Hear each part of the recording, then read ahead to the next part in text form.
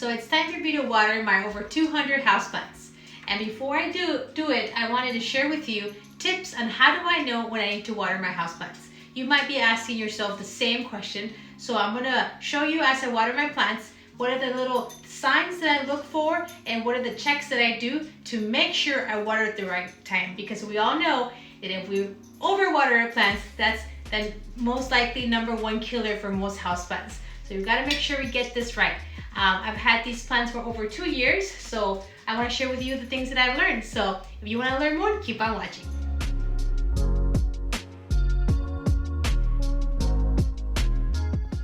Okay, so one of the things that I recommend to all my friends when they come over and they ask me questions about watering and you're a beginner, I definitely recommend a water meter. This is one of the first things that I bought when I started trying to learn when I had to water my plants. I know there's different, tips. Some people say sticking a finger in there. I tried it. I honestly did not enjoy sticking my fingernail in the soil. And then again, I realized that I could never stick it far enough. With having my houseplant experience, I realized that, for example, this pot right here, this is my Philodendron gloriosum. As you can tell, it's a very wide and deep pot. If I were to stick my finger, I'm just gonna get about 2 inches. And it could be dry the first 2 inches, but there could be plenty of water in the middle half of the pot all the way down.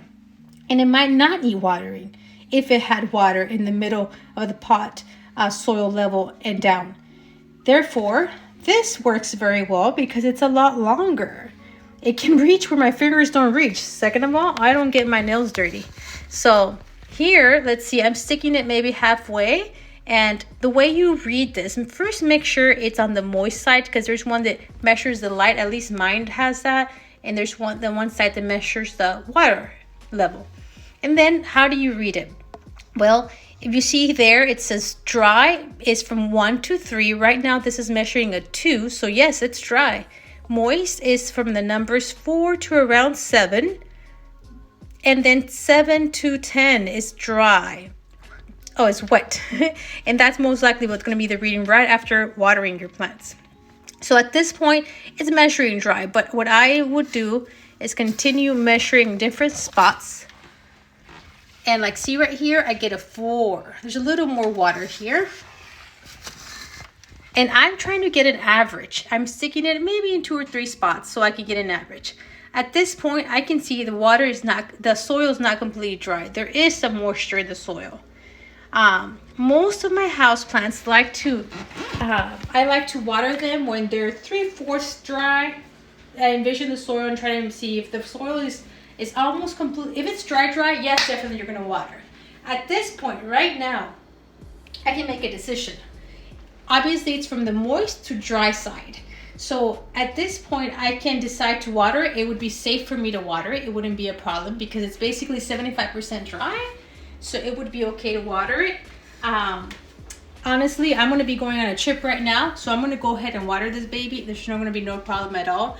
But if I was here at the house and I don't want to go and water my plant right now, I would be happy leaving it a day or 2, drying a little more, and it's going to be fine. Most houseplants, there will be a few houseplants that maybe you're going to learn they're a little more sensitive and they require a little bit more watering. Therefore, it's good to research your plant every time you get one, and also with experience, you start learning if your plant requires a little more often watering than not. All of these plants you see here, and you see I have a lot of pothos, scindapsus, even this philodendron, it's going to be fine with that method that I'm telling you. Waiting until it's 3/4 dry to dry. They're going to be fine. They usually are not going to lose any leaves, even if I let them dry almost completely. Of course, you never want a plant to stay dry for a week. That would be way too much. But if it stays dry for a day or 2, it should be fine. I'll show you a little example of a plant that maybe I haven't watered enough. You see this one right here? This is another sign, clear sign, that you're probably underwatering. I know for sure I'm not overwatering because I don't touch these plants in about a week and a half. In between, I don't water them. So I know I'm not into the overwatering side, but I can be more underwatering. Now, if this happens, see, the first thing I'm gonna do, I'm gonna pull it out, and I'm gonna weigh it. I'm actually feeling it already and realizing that it feels like there's water. I don't know, maybe my husband watered it a few days ago. Do you remember when you watered it? See, my husband and I both work together, and that's an issue. That's the problem there, is that sometimes there might be that question, does it need water or not? Because I know I haven't watered it in a good week and a half, but if my husband did, then this might be damage from the past. Let's see, one in question, we have this water meter. So we're gonna stick it in here, and you see, does have water. It's all the way to 5. So this plant is fine at this point. See, it's hitting a 5, 6. So, and I can see immediately I see the blacker or a little very dark soil here. So I know there's water that hit it not too far long ago. This part here seems very dry. You see that? So visibly, you can also see the soil and see if it needs water. This point, this plant is fine. It wouldn't need water. If this happens, and because you underwater a little bit, you get some dry leaves, it's not going to be a death sentence for your plant. So just go ahead and clean it up, remove the dryness. It's something that all of us plant parents do. Our plants are never always perfect. You just don't want to allow it to continue. If I totally forgot about this plant and never gave it water, then definitely, yes, it would die. But if you're a little bit late, a lot of plants are forgiving.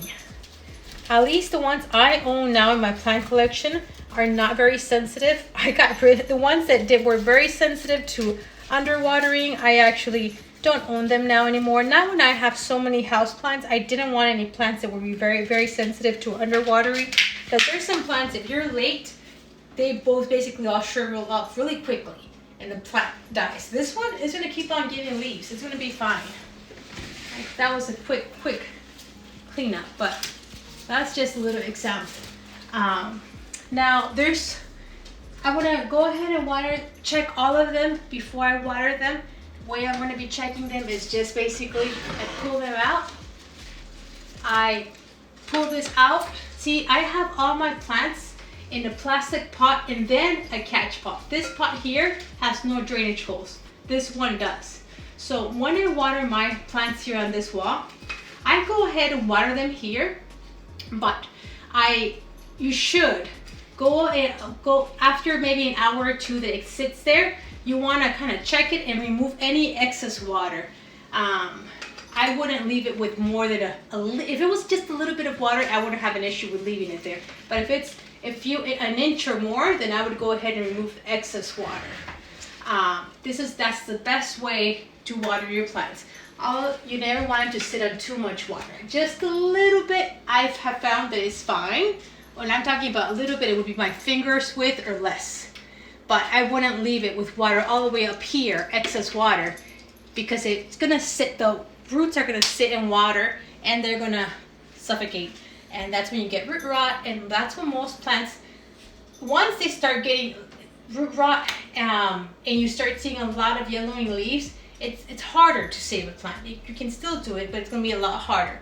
So if you're gonna err on the side of underwatering instead of overwatering. Then the worst damage is you're gonna have a few yellow leaves, but the plant's gonna continue and do well, and you don't have to do a whole big treatment to fix root rot. Let me show you another visual sign that you know you're planting to water. Let's go to my bathroom. Okay, so this is the bathroom. I have a few plants here, and I love my jungle bathroom.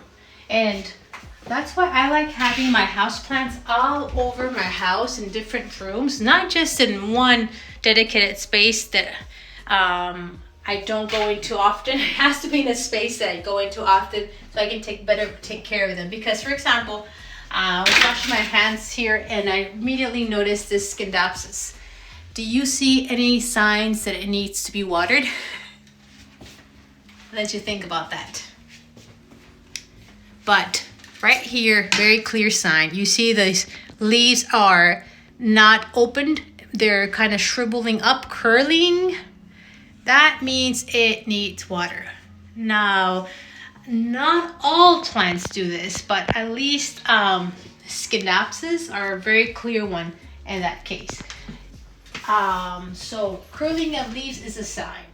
This baby is gonna need some water, so we're gonna go ahead and take care of this baby.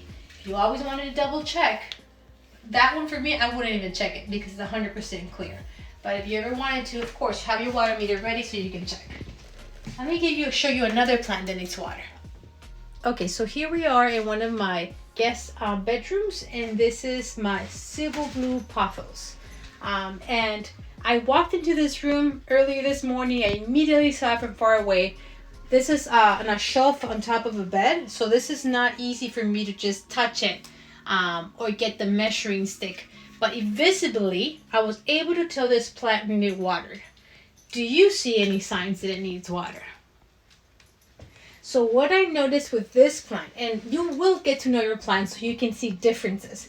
The difference in this plant is when it has the proper water, it's actually more plump, and the leaves right now look droopiness. So that's droopy, and that's another sign to look for. If your plant all of a sudden looks droopy, it's sad, and it might need water. So what you're gonna do is you're gonna come and check it. Especially if you're a beginner, if you were to check it, see, and I wasn't wrong, it's completely dry and needs water. If you were to check it and this was moist, wet, but it's still droopy after watering a plant, and it's been 2 to 3 days after watering and it's still droopy and it hasn't perked up, then that could be a sign that you're over watering and there might be root rot.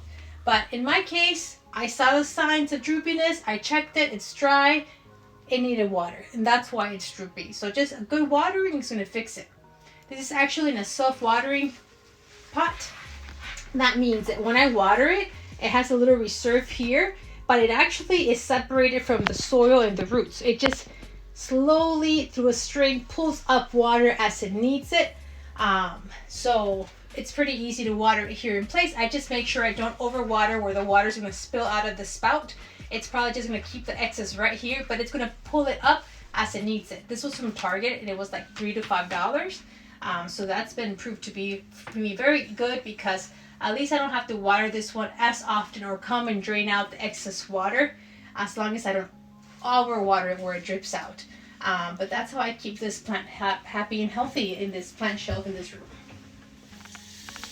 If you ever suspect that you used it in a plant that might have had some kind of pests, to be safe, it would be good to wash it off in between uses. You can also spray with alcohol. I do a good washing normally, just to be sure. I just checked it on a plant that I wasn't sure. I saw some little dots and I wasn't sure what it was. So just in case, I'm gonna go ahead and wash it before I use it on a different plant. Let's go ahead and try it on this Ruby Taniki. It's a beautiful one. This one, see, I see some curling here on this leaf. So I might be thinking, does it need water? It could be, but I'm not 100% sure. So I'm gonna go ahead and check it. Yep, it has a 6. So I feel water, a 6. Ooh, even an 8 here. So this baby sign, maybe it's still curls a little bit from when it needed water, but we watered it maybe recently and it's fine. So I wouldn't worry about it because I used this and I checked it, and watering is not the issue. I'm not gonna water it. I have a lot of little planters here. This is my little pink princess. Isn't she beautiful? Sometimes I visibly see her and I feel like she does look a little bit droopy, slightly.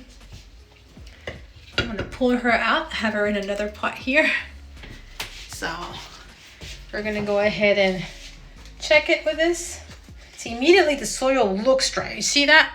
It looks not as dark. And yep, it is dry. I'm not even gonna press it in there again because it's pretty clear to me that it needs water. So let's go ahead and give this baby a water. There's a hole on the bottom of this pot, so that means the water can run through it, drain out, which is perfect. There it goes. Sometimes I water it 2 to 3 times just to make sure that all the soil gets completely wet. If not, I just sometimes sit it on a catch pot where it's actually going to sit on water for about 30 minutes or so, and make sure it soaks up all the water it needs, and then throw away the excess water. I'm going to leave this baby here draining out as we continue watering our plants. Okay, so here is my plant room. I have this shelf. It's a lot of little plants. And I go row by row, so I won't jump and skip any plants. This is a Scindapsus. I immediately already see signs that it needs water. Remember I told you that these Scindapsus grow really quickly? This one's beautiful. It's even growing on my plant wall. And if you see, the leaves are kind of curling in already. So let's just double check it. Let's see if what we see here. And it is dry. Dry, dry, dry. I'm sure this one needs a repot. It feels like it's tight in there with roots. So we're gonna go ahead and water this one. This one here, okay, this one is dry right here. And I think this happened some time ago from underwatering, actually. I forgot about it. I'm trying to keep more an eye on it and watering it. See, it has water. See, I did it the other day because I noticed this. But this point, this might just end up, this part here is dry. I'm going to cut it off. If it loses these, oh well. It still has a very nice, healthy part here. It's going to keep going. There's actually a little mealybug here. That's not the reason why this plant is actually drying out. I know it's because I've underwatered it, because I noticed that a few days ago. I just picked it up and it didn't weigh much at all. This is a plastic pot and it didn't weigh much at all. Right now it has more weight to it, so I know that it doesn't need water. So I would recommend that after you water your plants, go ahead and pick them up, you know, so you can, like before you water it, see how it feels. Water your plant and then pick it up again, so you can start recognizing the differences of weight, and therefore it's easier next time you come around to kind of know when the plant needs water. Now this plant here is a Hoya, and it's in sphagnum moss. Okay, so how do I know it needs water? Well, this one here is sphagnum, so I can just literally touch it and feel when it's dry. So what I'm going to do, I'm just going to do a little light watering here, not too much because I can't squeeze out the sphagnum, but I want any little excess water to drain out of this little hole. But I usually just keep it on a lighter watering because when I do sphagnum moss. Okay, another trick is there's some plants that have thicker leaves like Hoyas and some succulents and some string of plants. For example, here I have this string of, I think it's spades. I have another here, a string of hearts. And for these plants, they're not going to be droopy, but it's easy to identify if they need water because you can come and touch them. Right now, I'm feeling some plumpiness or thickness on these leaves. Halfway. They've been plumpier, but it's like I feel like there's some water in there, but they're not as thin as they can get when they really need the water. So basically, you can kind of bend them like this. If they bend, curl easily, that means they're thin. They don't have a lot. They're not retaining much water, and it might be time to water them. This one, I actually would say I am going to water it before I go on my trip because I'm touched multiple ones, and it's actually, bending pretty easily and quicker. Now, I know it's hard for you to understand what I'm saying if you haven't touched this and done this, but once you have a plant like this and you've given it a good watering after maybe 24 hours, come and touch it so you can feel how it feels plump. And then maybe after a week, when you think it might need water, come and touch it again, and you're going to feel the differences we're talking about. And that's what you're going to be able to identify other occasions without going to getting your water meter, just by touching it. Oh, you're walking around your house, you touch it, you say, I need to water it. So that's another little tip that I do, because of course, having so many houseplants, honestly, I'll just be sitting in my living room, I'll be walking in my bathroom, my kitchen, and I'm usually looking at my plants, and I'm already looking visually if I see any signs. I'll get up and sometimes start touching and see if there's any signs. I'll pick up the pot and see if it feels dry. This one feels dry. That's another sign. Touch it. Oh, yes, it's still thinning out already. Oh, it needs water. And now that makes me go get that pot of water and start watering my plants. And again, that moisture meter, especially if you're a beginner, I recommend it. It's been great for me and for my friends that I've shared the tip with, and it's helped us make better that decision if to water, not to water. Personal preference, if you like it or not, but that's basically what I've been doing. So I just want to share with you guys. Now that water moisture meter for the plants, I'm not sponsored by any company, so I'm not gonna recommend one specific one, because even the one I bought it years ago through eBay, I think, and it wasn't even available a good year ago when I looked for it for a friend. So I would just, you know, wherever you like to shop, look for a moisture meter for plants, and I'm sure Google will pull up something through Amazon, eBay, whatever store you're shopping at, they might carry things like that for plants. So that's my recommendation. I hope these little tips on how I do it help you some way or another. I'm sure it will. And maybe in the comments also add any other tips that you recommend for us to also learn and know when a plant needs water. But again, you should always research every individual plant. That's kind of what I've done when I get every single plant. I look it up, I look up the name, and I research how often they need to be watered. It's not going to be a matter of a certain amount of days, but you want to know if your plant is one that likes to water when dry, or does it want to be kept moist. Those are the things you want to learn according to the plant. Most houseplants though are going to do good with water when dry. Most. There's some that are more sensitive, like prayer plants, like begonias. Those are more keep moist, and I honestly don't have much of those anymore. But this one makes it a little easier for me. But I hope this helped. Thank you for watching. Thank you for your support. I really appreciate all your positive and kind comments. Thank you for being here in this plant community. And I hope we can keep on enjoying nature this way and enjoying our green home oasis. Until the next time, bye.